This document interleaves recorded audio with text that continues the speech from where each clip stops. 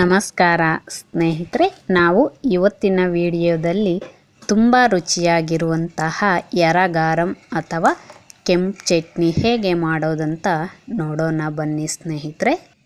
ನಮಗೆ ಬಾಯಿ ತುಂಬ ರುಚಿ ಸಿಗಬೇಕಂದ್ರೆ ತಿಂಗಳಿಗೆ ಒಂದು ಸಲ ಆದರೂ ಈ ಯರಗಾರಮ್ಮನ್ನು ಮಾಡ್ಕೊಂಡು ತಿನ್ನೋದ್ರಿಂದ ಆರೋಗ್ಯಕ್ಕೆ ತುಂಬ ಒಳ್ಳೆಯದು ಸ್ನೇಹಿತರೆ. ಇನ್ನು ಬೇಕಾಗುವ ಪದಾರ್ಥಗಳು 8ರಿಂದ 10 ಒಣಮೆಣಸಿನ್ಕಾಯಿ ತಗೊಂಡಿದ್ದೀನಿ ಸ್ನೇಹಿತರೆ.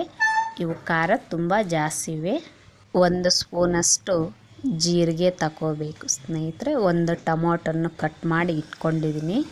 ಅರ್ಧ ನಿಂಬೆ ಹಣ್ಣಿನಷ್ಟು ಹುಣಸೆ ಹಣ್ಣನ್ನು ನೆನೆಸಿ ಇಟ್ಕೋಬೇಕು ಸ್ನೇಹಿತರೆ. ಇನ್ನು 1 ಈರುಳ್ಳಿಯನ್ನು ಸಣ್ಣದಾಗಿ ಕಟ್ ಮಾಡ್ಕೋಬೇಕು. ಈರುಳ್ಳಿಯ ತುಂಬ ಹಾಕಿದ್ರೆ ಚಟ್ನಿ ಚೆನ್ನಾಗಿರುತ್ತೆ ಸ್ನೇಹಿತರೆ. ಇವಾಗ ಬಾಣಲೆಗೆ ನಾವು ತಗೊಂಡಿರುವಂತಹ ಜೀರಿಗೆಯನ್ನು ಹಾಕ್ಕೊಂಡು ಬೇಯಿಸ್ಕೋಬೇಕು ಸ್ನೇಹಿತರೆ. ಸ್ಟವನ್ನು ಸ್ಲೋ ಫ್ಲೇಮಲ್ಲಿ ಇಟ್ಕೊಂಡೆ ಬೇಯಿಸ್ಕೋಬೇಕು. ಸೀದೋಗಬಾರ್ದು, ಜೀರಿಗೆ ಸೀದೋದ್ರೆ ಚೆನ್ನಾಗಿರಲ್ಲ ಚಟ್ನಿ ಸ್ನೇಹಿತರೆ. ನಿಮಗೆ ನಮ್ಮ ವಿಡಿಯೋಸ್ ಇಷ್ಟವಾದಲ್ಲಿ ಲೈಕ್ ಮಾಡಿ, ಕಾಮೆಂಟ್ ಮಾಡಿ, ಶೇರ್ ಮಾಡಿ ಸ್ನೇಹಿತರೆ. ತಪ್ಪದಿರ ನಮ್ಮ ಚಾನಲನ್ನು ಸಬ್ಸ್ಕ್ರೈಬ್ ಮಾಡಿಕೊಂಡು ನಮಗೆ ಸಪೋರ್ಟ್ ಕೊಡಿ. ಅದೇ ಬಾಣಲೆಗೆ ನಾವು ತಗೊಂಡಿರುವಂತಹ ಒಣಮೆಣಸಿನ್ಕಾಯಿನ ಹಾಕ್ಕೊಂಡು ಬೇಯಿಸ್ಕೋಬೇಕು ಸ್ನೇಹಿತರೆ. ಒಣಮೆಣಸಿನ್ಕಾಯಿ ಸೀದೋಗಬಾರ್ದು, ಕೈ ಬಿಡದಿರ ನಾವು ಒಣಮೆಣಸಿನ್ಕಾಯಿನ ಬೇಯಿಸ್ಕೋಬೇಕು ಸ್ನೇಹಿತರೆ. ಒಂದೇ 1 ನಿಮಿಷ ಆದರೆ ಸಾಕು. ನಮ್ಮ ಕಡೆ ಕೆಂಪು ಚಟ್ನಿಯನ್ನು ತೆಲುಗುನಲ್ಲಿ ಯರಗಾರಂ ಅಂತ ಕರೀತಾರೆ ಸ್ನೇಹಿತರೆ. ಈ ಯರಗಾರಮ್ಮನ್ನು ರಾಗಿ ಮುದ್ದೆ ಜೊತೆಗೆ ಚಪಾತಿ, ಪೂರಿ, ಬಿಸಿ ಬಿಸಿ ಅನ್ನದ ಜೊತೆ ಸ್ವಲ್ಪ ಹಾಕ್ಕೊಂಡು ಅದಕ್ಕೆ ತುಪ್ಪ ಹಾಕ್ಕೊಂಡು ಸೇರಿಸ್ಕೊಂಡು ತಿಂದರೆ ತುಂಬ ಅಂದರೆ ತುಂಬ ಚೆನ್ನಾಗಿರುತ್ತೆ ಸ್ನೇಹಿತರೆ. ಒಣಮೆಣಸಿನ್ಕಾಯಿ ಬೇಯಿಸ್ಕೊಂಡಿರೋದು ಆಗಿದೆ ಸ್ನೇಹಿತರೆ. ಇವಾಗ ನಾವು ಕಟ್ ಮಾಡ್ಕೊಂಡಿರುವ ಟೊಮೊಟೊನ್ನು ಬೇಯಿಸ್ಕೋಬೇಕು. ಟೊಮೊಟೊಗೆ ಸ್ವಲ್ಪ ಎಣ್ಣೆಯನ್ನು ಸೇರಿಸ್ಕೊಂಡು ಬೇಯಿಸ್ಕೋಬೇಕು ಸ್ನೇಹಿತರೆ. ಟೊಮೊಟೊ ಬೇಯಿಸ್ಕೊಂಡಿರೋದಾಗಿದೆ ಸ್ನೇಹಿತರೆ. ಅದಕ್ಕೆ ನಾವು ತಗೊಂಡಿರುವಂತಹ ಕೊತ್ತಂಬರಿ ಸೊಪ್ಪು, ಸ್ವಲ್ಪ ಪುದೀನ ಸೇರಿಸ್ಕೊಂಡು ಒಂದೇ 1 ನಿಮಿಷ ಬೇಯಿಸ್ಕೋಬೇಕು ಸ್ನೇಹಿತರೆ. ಸ್ವಲ್ಪ ಬಾಡಿದರೆ ಸಾಕು. ಬೇಯಿಸ್ಕೊಂಡಿರೋದಾಗಿದೆ ಸ್ನೇಹಿತರೆ. ತೆಗೆದು ಪಕ್ಕಕ್ಕೆ ಇಟ್ಕೋಬೇಕು. ನಾನು ಈ ಯರಗಾರಮ್ಮನ್ನು ಒರಳು ಕಲ್ಲಿನಲ್ಲಿ ಮಾಡ್ತಾಯಿದ್ದೀನಿ ಸ್ನೇಹಿತರೆ.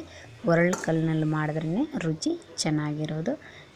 ಇವಾಗ ಒರಳು ಕಲ್ಲಿಗೆ ರುಚಿಗೆ ತಕ್ಕ ಉಪ್ಪು ಹಾಕ್ಕೋಬೇಕು ಸ್ನೇಹಿತರೆ. ಹಾಗೆ ನಾವು ಬೇಯಿಸ್ಕೊಂಡಿರೋಂಥ ಜೀರಿಗೆ ಹಾಕ್ಕೊಂಡು ಪುಡಿ ಕುಟ್ಕೋಬೇಕು ಸ್ನೇಹಿತರೆ.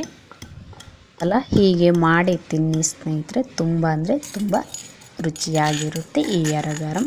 ಪುಡಿ ಮಾಡ್ಕೊಂಡಿರೋದಾಗಿದೆ ಸ್ನೇಹಿತರೆ. ಅದಕ್ಕೆ ಇವಾಗ ಬೇಯಿಸ್ಕೊಂಡಿರುವಂತಹ ಒಣಮೆಣಸಿನ್ಕಾಯಿನ ಹಾಕ್ಕೊಂಡು ನುಣ್ಣಗೆ ಪುಡಿ ಆಗೋ ತನಕ ನಾವು ಕುಟ್ಕೋಬೇಕು. ಒಣಮೆಣಸಿನ್ಕಾಯಿಯನ್ನು ಕುಟ್ಕೊಂಡಿರೋದಾಗಿದೆ ಸ್ನೇಹಿತರೆ. ನೋಡಿ, ಆ ಥರ ಇರಬೇಕು. ಎಲ್ಲರೂ ವಿಡಿಯೋ ನೋಡ್ತಾ ಇದ್ದೀರಾ ಸ್ನೇಹಿತರೆ, ಆದರೆ ಯಾರೂ ಲೈಕ್ ಮಾಡ್ತಾ ಇಲ್ಲ. ಇವಾಗ ಒರಳು ಕಲ್ಲಿಗೆ ಹುಣಸೆ ಹಣ್ಣು ನೆನೆಸಿಟ್ಕೊಂಡಿರ್ತೀವಲ್ವ ಸ್ನೇಹಿತರೆ, ಆ ನೀರನ್ನು ಸ್ವಲ್ಪ ಸೇರಿಸ್ಕೋಬೇಕು. ಬೇರೆ ನೀರು ಹಾಕ್ಕೋಬಾರ್ದು ಸ್ನೇಹಿತರೆ. ನಾವು ಬಾಡಿಗೆ ಮನೆಯಲ್ಲಿರೋದು ಸ್ನೇಹಿತರೆ. ಅದಕ್ಕೆ ನಾನು ಚಿಕ್ಕ ಒರಳು ಕಲ್ಲು ತಗೊಂಡಿದ್ದೀನಿ. ಅದರಲ್ಲೇ ಈ ಥರ ಚಟ್ನಿಗಳನ್ನು ಮಾಡ್ಕೊತೀನಿ ಸ್ನೇಹಿತರೆ. ದೊಡ್ಡ ಒರಳು ಕಲ್ಲು ಇಲ್ಲ ನಮ್ಮ ಮನೆಯಲ್ಲಿ. ಇವಾಗ ನೆನೆಸಿಟ್ಕೊಂಡಿರುವಂತಹ ಹುಣಸೆ ಹಣ್ಣು ಅದಕ್ಕೆ ಸೇರಿಸ್ಕೊಂಡು ಚೆನ್ನಾಗಿ ಕುಟ್ಕೋಬೇಕು ಸ್ನೇಹಿತರೆ. ಕುಟ್ಕೊಂಡಿರೋದಾಗಿದೆ ಸ್ನೇಹಿತರೆ. ಇವಾಗ ಬೇಯಿಸ್ಕೊಂಡಿರುವಂತಹ ಟೊಮೊಟೊ, ಕೊತ್ತಂಬರಿ ಸೊಪ್ಪನ್ನು ಹಾಕ್ಕೊಂಡು ಒಣಕೆಯಿಂದ ಚೆನ್ನಾಗಿ ಕುಟ್ಕೋಬೇಕು. ನೋಡಿ ಸ್ನೇಹಿತರೆ, ಈ ಥರ ಕುಟ್ಕೋಬೇಕು. ತುಂಬ ಅಂದರೆ ತುಂಬ ರುಚಿಯಾಗಿರುತ್ತೆ ಸ್ನೇಹಿತರೆ. ಒಂದು ಸಲ ಮಾಡಿ ತಿನ್ನಿ. ಇನ್ನು ಕೊನೆಯದಾಗಿ ಯರಗಾರಂಗೆ ನಾವು ಕಟ್ ಮಾಡ್ಕೊಂಡಿರುವಂತಹ ಈರುಳ್ಳಿಯನ್ನು ಸೇರಿಸ್ಕೊಂಡು ಹಂಗೆ ಒಂದು ಸಲ ಕುಟ್ಕೊಂಡ್ರೆ ಸಾಕು ಸ್ನೇಹಿತರೆ. ನಾವು ಮಾಡಿದಂತಹ ಯರಗಾರಂ ಅಥವಾ ಕೆಂಪು ಚಟ್ನಿ ರೆಡಿ ಆಯಿತು ಸ್ನೇಹಿತರೆ. ಇದಕ್ಕೆ ಸ್ವಲ್ಪ ಬೆಲ್ಲ ಇದ್ದರೆ ಸೇರಿಸ್ಕೊಂಡು ಕುಟ್ಕೋಬೇಕು ಸ್ನೇಹಿತರೆ. ನಮ್ಮ ಮನೆಯಲ್ಲಿಲ್ಲ, ಅದಕ್ಕೆ ಹಾಕ್ತಾಯಿಲ್ಲ. ನಾವು ಮಾಡಿದಂತಹ ಯರಗಾರಂ ರೆಡಿ ಆಯಿತು ಸ್ನೇಹಿತರೆ. ಬಿಸಿ ಬಿಸಿ ಅನ್ನದ ಜೊತೆಗೆ ಈ ಥರ ಮಾಡಿಕೊಂಡು ಯರಗಾರಮ್ಮು ಅದಕ್ಕೆ ಸ್ವಲ್ಪ ತುಪ್ಪ ಸೇರಿಸ್ಕೊಂಡು ತಿಂದರೆ ತುಂಬ ಅಂದರೆ ತುಂಬ ರುಚಿಯಾಗಿರುತ್ತೆ ಸ್ನೇಹಿತರೆ. ಈ ವಿಡಿಯೋ ನೋಡಿದ್ದಕ್ಕಾಗಿ ಎಲ್ಲರಿಗೂ ಧನ್ಯವಾದಗಳು ಸ್ನೇಹಿತರೆ. ನಮ್ಮ ವಿಡಿಯೋಸ್ ಇಷ್ಟವಾದಲ್ಲಿ ಲೈಕ್ ಮಾಡಿ, ಕಾಮೆಂಟ್ ಮಾಡಿ, ಶೇರ್ ಮಾಡಿ, ತಪ್ಪದಿರೆ ಸಬ್ಸ್ಕ್ರೈಬ್ ಮಾಡ್ಕೊಂಡು ನಮಗೆ ಸಪೋರ್ಟ್ ಕೊಡಿ.